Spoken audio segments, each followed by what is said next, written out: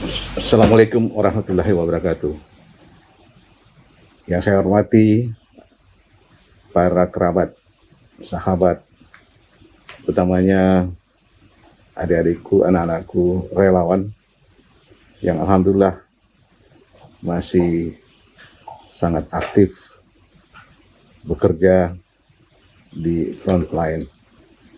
Pada kesempatan ini saya ingin menyampaikan bahwa alhamdulillah saya telah memeriksakan PCR swab saya dan 2 kali berturut-turut sudah negatif, dan oleh dokter yang merawat saya, Dr. Arif PhD, telah menyatakan saya telah bebas dari virus 19. Yang ingin saya sampaikan ialah hati-hati, sebetulnya saya adalah penderita COVID-19 yang tidak punya gejala. Andaikan saya tidak memeriksakan diri, maka sampai saat ini saya tidak tahu bahwa saya sudah terpapar virus.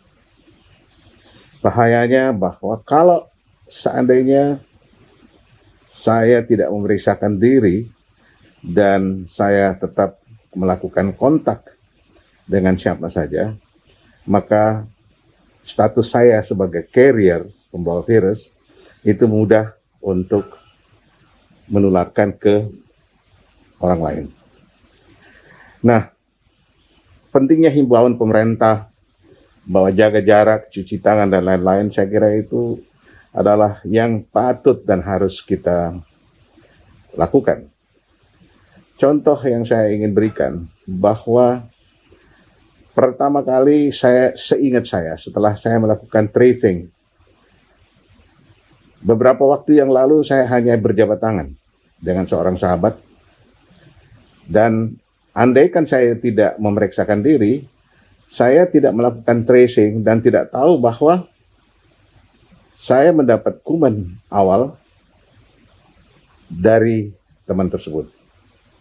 Nah, setelah saya memeriksa diri dan keesokan harinya, Prof. Nasrun menyampaikan bahwa saya positif. Terus terang saya agak goyah.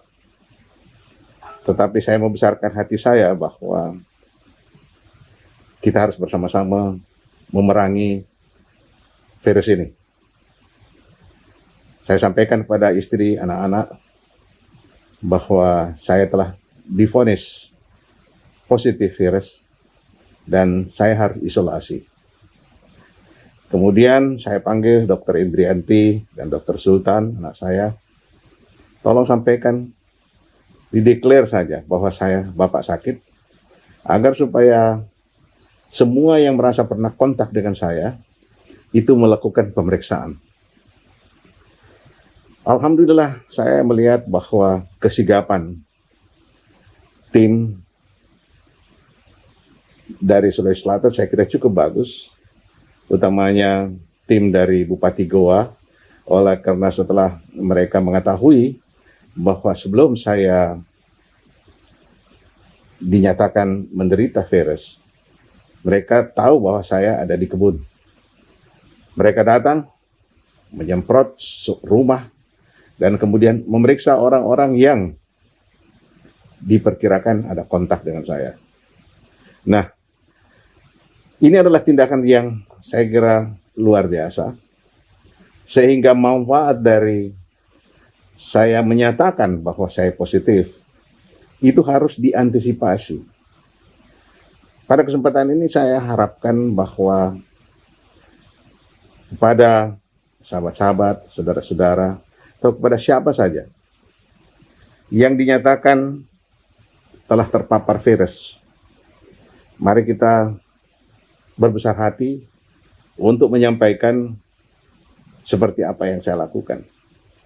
Karena dampaknya sangat-sangat besar dan sangat-sangat membantu untuk bagaimana kita memutuskan mata rantai perjalanan wabah virus ini. Itu yang barangkali yang pertama saya ingin sampaikan. Yang kedua, setelah saya masuk ke ruang isolasi, terus terang dan barangkali ini menjadi perhatian juga. Oleh karena begitu hebatnya pemberitaan, dan kemudian apa yang kita lihat setiap harinya di media sosial, televisi, dan lain sebagainya, bahwa penyakit ini cukup banyak menelan korban. Sehingga di benak saya telah memikirkan bahwa barangkali mungkin ini adalah akhir.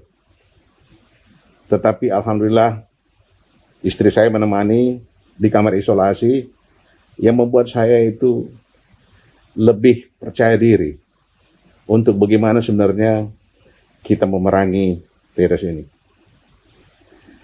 Malam pertama terus terang saya tidak bisa tidur. Dan ini mungkin dirasakan juga oleh mereka-mereka yang divonis atau di ruang isolasi. Sehingga apa yang barangkali perlu saya sampaikan kepada para petugas medis, para medis, dan kita masyarakat di luar untuk senantiasa selalu memberikan support. Support untuk mereka itu bertahan, support untuk mereka itu betul menjaga diri, dan alhamdulillah itu terjadi pada saya. Saya melihat ribuan WA yang masuk, yang mendoakan, sehingga kepercayaan diri saya itu bertambah, dan kemudian sebagai seorang dokter saya kira saya banyak membaca jurnal, penelitian-penelitian yang dihasilkan oleh peneliti-peneliti yang ada di Cina, di Eropa, di Amerika, dan lain sebagainya.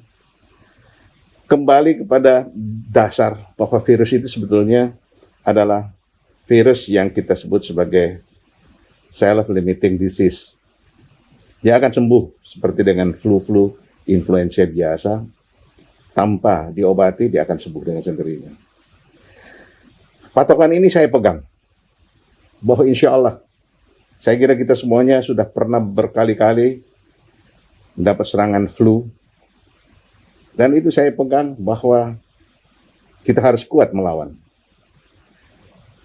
Kalau physical distancing, saya kira tidak lagi yang saya bisa lakukan. Oleh karena virus itu sudah ada di dalam tubuh saya. Sehingga bagaimana caranya, saya kira alhamdulillah yang merawat saya itu Dr. Arif, PhD, tamatan Tohoku University. Tohoku University itu adalah universitas terbaik di Jepang saat ini. Dulu adalah mahasiswa saya, waktu saya dekan, tapi saya berikan kepercayaan penuhnya pada Dr. Arif untuk mengikuti petunjuk apapun. Saya selalu berdiskusi sebagai seorang dokter bahwa Dr. Arif yang diserang adalah paru-paru. Sehingga kematian itu sangat-sangat sering disebabkan oleh karena gagal pernapasan. Alhamdulillah hari pertama saya langsung diperiksa CT scan untuk melihat bagaimana kondisi paru-paru saya. Kemudian laboratorium diambil untuk bagaimana melihat kekebalan tubuh dan lain-lain sebagainya. Dan alhamdulillah, walaupun ada bercak, tetapi dari diskusi dan pengamatan saya, itu tidak signifikan. Ini yang memberikan kepercayaan pada diri saya lebih bertambah lagi untuk tetap bertahan. Dan mudah-mudahan saya berjanji, insya Allah kalau saya sembuh, diberikan kesembuhan, mungkin sudah banyak di benak saya untuk memikirkan, walaupun sedikit barangkali. Tapi insya Allah beberapa pemikiran mudah-mudahan bisa bermanfaat untuk kita pikirkan bersama bagaimana memerangi virus ini. Kita tahu bahwa masa inkubasi itu antara 5 sampai 14 hari. Terus terang kalau saya melihat awal daripada saya terpapar, Saya merasakan kira-kira pada hari ke-10 atau ke-11, gejala-gejala itu muncul. Nah, ini mungkin adalah masa inkubasi yang sudah dilewati, dan kemudian sudah mulai saya lihat suhu tubuh saya naik, kemudian sudah ada gejala-gejala sakit menelan. Ya, saya kira sebagai seorang dokter yang tahu bagaimana perjalanan suatu penyakit, prognosis dan lain sebagainya, saya goyah lagi. Tetapi kembali kepada dasar ilmu, virus itu adalah virus yang tidak bisa bertahan lama. Maka di samping saya kira doa dari sahabat-sahabat, doa dari masyarakat, saya percaya dan yakin bahwa dengan imun tubuh yang kuat, virus ini bisa dilawan. Kita tahu apa itu rapid test, apa itu pemeriksaan PCR. PCR itu adalah untuk mendeteksi bahwa virus itu memang sudah ada. Dan ini yang saya lakukan. Tapi rapid test itu adalah untuk melihat apakah daya tahan tubuh kita sudah ada memberikan reaksi. Nah, hasil-hasil laboratorium yang lain saya lihat bahwa ya untuk awam barangkali, tetapi saya inginkan buat para teman sejawat untuk kita bisa diskusikan lebih dalam lagi. Sehingga mungkin kita akan dapatkan parameter untuk mengetahui bahwa penderita ini termasuk di grade atau kelas berapa. Kita lihat bagaimana kemungkinan-kemungkinan bahwa penyakitnya bisa berlanjut, bagaimana kemungkinan-kemungkinan bahwa itu berakhir dengan gagal napas dan lain-lain sebagainya. Ini perlu. Saya kira sebelum terkena sudah ada himbauan macam-macam saya kira, dan saya kira tiap hari kita sudah tahu dianjurkan cuci tangan, dianjurkan physical distancing dan lain sebagainya. Ini harus kita ikuti. Tetapi sekarang saat kita sudah digerogoti oleh virus itu, ini yang jadi masalah. Menjadi masalah, dan saya kira ini masih gelap oleh karena obat untuk itu belum ada. Vaksin untuk itu belum ada. Dan saya pernah memposting untuk kenapa kita tidak berpikir. Saya kira banyak orang pandai di Indonesia ini. Berpikir untuk bagaimana vaksin kita buat, sehingga kita jangan jadi penonton. Dan jangan kita jadi market. Itu akan mahal harganya. Saya kira kalau Bapak Presiden menggelontorkan dana sekian banyaknya, dan saya kira sebagai bagian dari rakyat, apresiasi setinggi-tingginya buat pemerintah bahwa telah memikirkan bagaimana melindungi rakyatnya. Kenapa kita tidak pisahkan sebagian daripada dana itu untuk kita melakukan sesuatu penelitian untuk mendapatkan, atau paling tidak ada obat yang kita bisa produksi, sehingga mata rantai untuk utamanya untuk orang-orang yang sudah terkena itu masih ada harapan.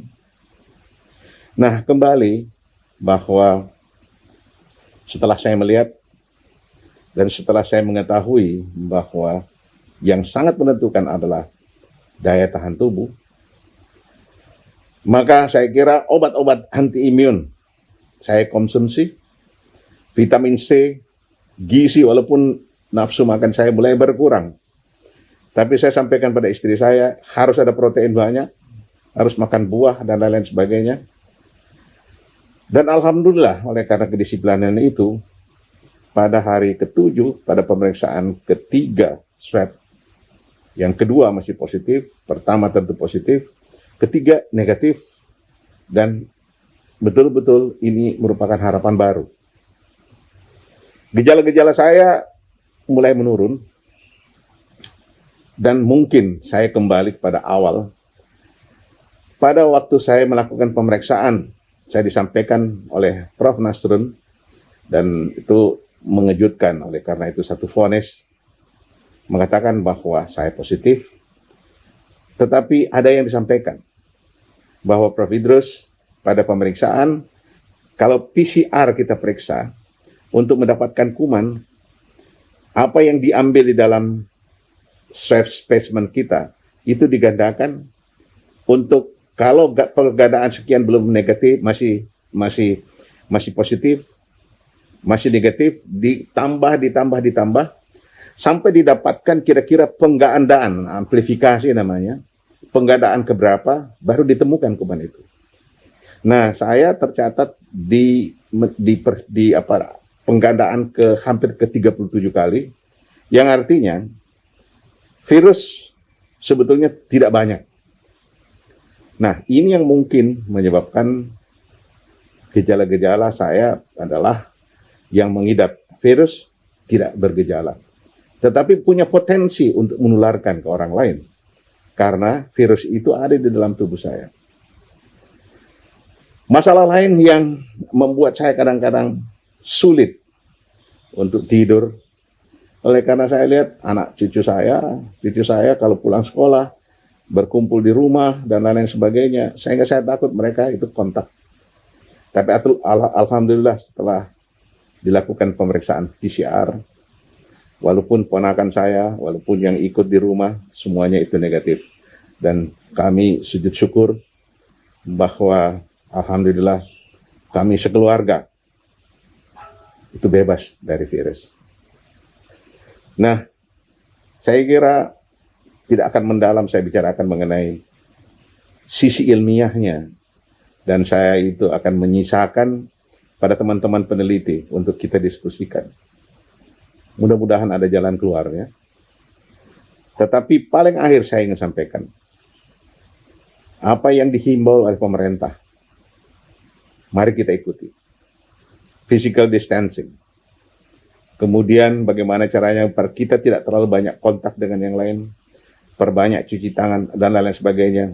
Itu tiap hari, barangkali setiap menit ada di televisi dan kita lihat, mari kita ikuti.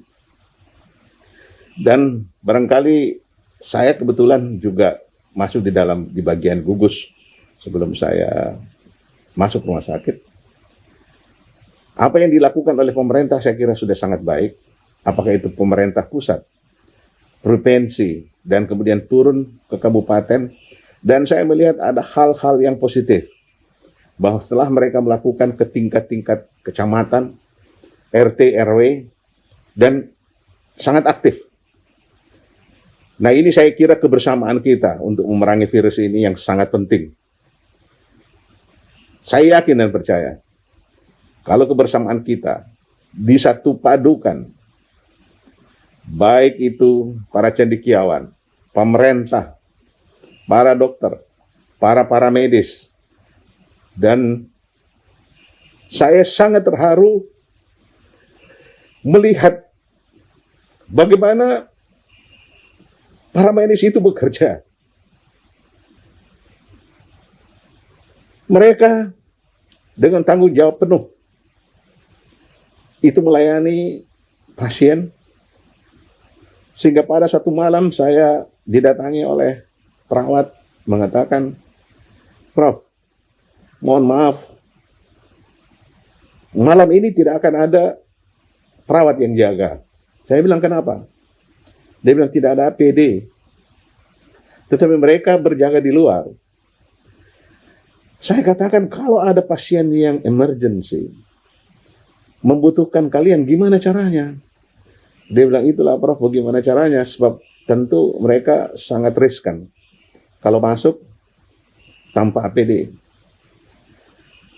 Saya telepon malam itu di RUT, dan alhamdulillah setelah dengan susah payah mereka dapatkan dan masuk. Ini adalah hal-hal kecil barangkali yang perlu kita perhatikan. Seandainya epidemi ini meledak dan kemudian terjadi break yang luar biasa, semua harus diantisipasi.